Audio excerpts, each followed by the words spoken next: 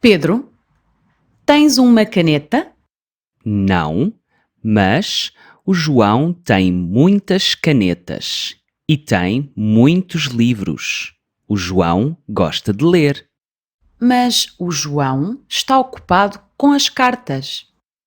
O João está a escrever cartas?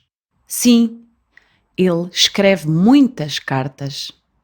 E as cartas são boas. E tu?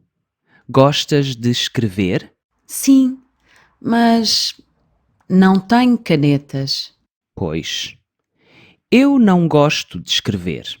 Gosto de ler. Estás a ler um jornal? Sim, e tenho 3 jornais. Ah, que chato! E não comes? Eu tenho 2 sandes. Estou a comer uma. Sandes? Eu não gosto de sandes. E uma laranja?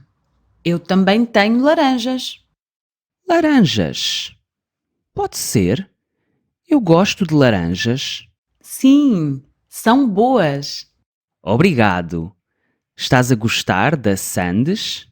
Sim, mas a sandes não tem queijo. Desculpa, podes dizer outra vez? A sandes não tem queijo. Ah, tens razão. E tu?